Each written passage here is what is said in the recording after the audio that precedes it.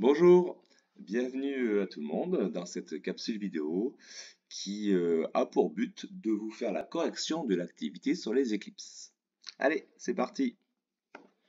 Alors, première chose, vous avez peut-être remarqué, ou peut-être dans vos connaissances, il existe deux grandes familles d'éclipses. Et souvent, en évaluation, les élèves mélangent un petit peu les deux. Donc pour éviter ça, il faut essayer de bien comprendre le verbe éclipser. Déjà, en français, on l'emploie des fois. Hein. Il arrive des fois que l'on dise, par exemple, qu'une personne dans un repas de famille, par exemple, a tellement de conversations, tellement de blagues, qu'elle va éclipser les autres. Ça veut dire dans ce cas-là qu'elle va un petit peu les cacher. Elle va prendre tellement de place dans le repas qu'elle va cacher les autres. Donc, du coup, éclipser, ça veut dire cacher, en fait.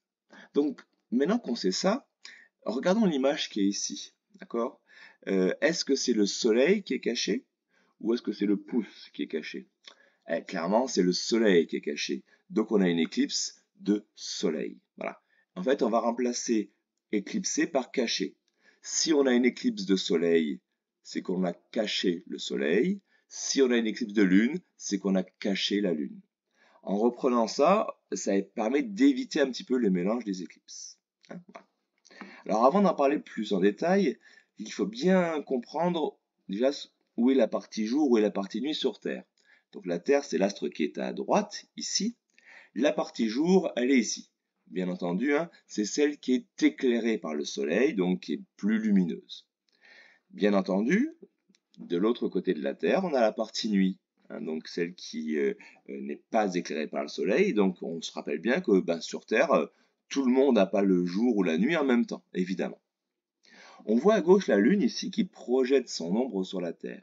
Et cette ombre, c'est ça qui va créer l'éclipse donc de Soleil. Et donc les gens qui vont voir l'éclipse sur Terre, c'est pas toutes les personnes de la Terre. C'est juste les gens qui sont là, dans cette ombre. Donc déjà, c'est une petite partie de la Terre qui va pouvoir observer l'éclipse de Soleil. Alors, vu de l'espace, ça donne ça.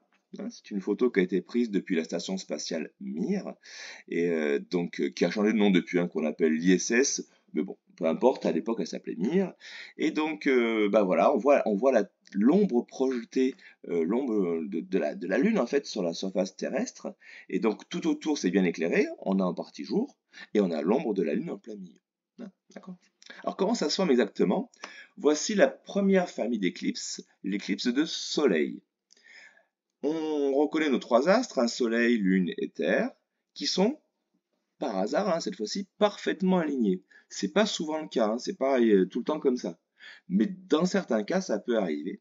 Et forcément, la Lune va projeter son ombre sur la Terre. Alors on a vu en classe que pour tracer une ombre, il fallait tracer les rayons limites.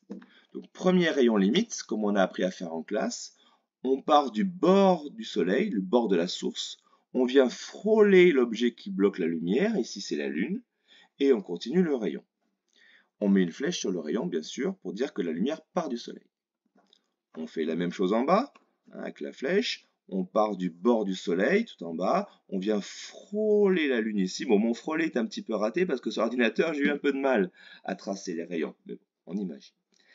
Ensuite, dès que le rayon touche l'objet qui bloque la lumière, donc ici ou ici, on va pouvoir commencer l'ombre, c'est-à-dire les hachures pour nous. Donc derrière, on imagine que l'on fait des hachures pour montrer l'ombre. Et donc cette ombre, elle va venir dans cette zone-là, sur Terre. Donc les gens qui sont ici vont voir l'éclipse de soleil. Alors ça donne ça en termes de cours. Une éclipse de soleil se forme quand la Lune se trouve entre la Terre et le Soleil. Une partie de la Terre se trouve dans l'ombre de la Lune. Et les gens qui sont là sont en partie jour, donc ils devraient voir le Soleil, mais ils ne le voient plus. Et donc si le Soleil est caché, ça s'appelle bien une éclipse de soleil. Il existe une deuxième famille d'éclipses, l'éclipse de lune. On retrouve nos trois astres, on retrouve l'alignement, ce qui n'est pas toujours le cas, mais ça arrive de temps en temps, mais l'ordre est différent. La lune est passée derrière la Terre, et on obtient donc une ombre, mais plus celle de la lune, l'ombre de la Terre. C'est elle qui va bloquer maintenant la lumière, parce que c'est elle qui est donc face au soleil. Et de la même manière, on trace nos rayons, comme on a appris en classe. On frôle la source, on frôle l'objet qui bloque la lumière, ici la Terre, d'un côté et de l'autre. Dès que le rayon touche l'objet qui bloque la lumière, on commence les hachures, et on s'aperçoit donc que la Lune est dans l'ombre de la Terre. Donc, les gens qui sont ici, là, en partie nuit, devraient voir une pleine Lune, et ils ne la voient pas, puisque la Lune est plus éclairée par le Soleil, donc ils ne peuvent plus voir une pleine Lune. C'est une éclipse de Lune. Le cours est le suivant. Elle se forme quand la Terre est entre la Lune et le Soleil. La Lune se trouve alors dans l'ombre de la Terre, et on ne voit plus la Lune. Voilà, ça c'est vraiment la partie très importante de l'activité. J'avais proposé, si on avait eu le temps, de faire 2-3 petites questions sur ce document-là. Donc je l'explique rapidement, hein. C'est un document qui montre les prochaines éclipses totales de soleil qu'il y aura dans le monde. Et donc, la dernière qui a eu lieu, on la voit ici tout en bas, elle a eu lieu en 2021. Et il n'y a aucun pays qui a pu la voir parce que là on voit qu'elle est dans l'océan, il n'y a pas de pays en dessous, hein, donc voilà. Et ce qui est intéressant, par contre, c'est que la prochaine qui aura lieu en Europe, elle aura lieu en 2026, on le voit ici, et on voit qu'elle va arriver dans cette zone-là, c'est l'Espagne. Donc en 2026, il faut prévoir des vacances en Espagne, et en août, hein, ça sera sympa pour voir l'éclipse totale solaire. Parce que la prochaine qui aura lieu en France, c'est marqué en bas, c'est qu'en 2081. Donc voilà, il vaut peut-être pas trop attendre, mieux voir celle de 2026. Alors juste une précision, ça ne fait pas des ronds, hein, alors que l'ombre, on l'a vu tout à l'heure dans l'espace, c'est une ombre qui est ronde. Ça fait des espèces de bandes, simplement parce que les astres y bougent, bien sûr, hein, et que ce rond, cette ombre de la Lune, va se déplacer sur Terre.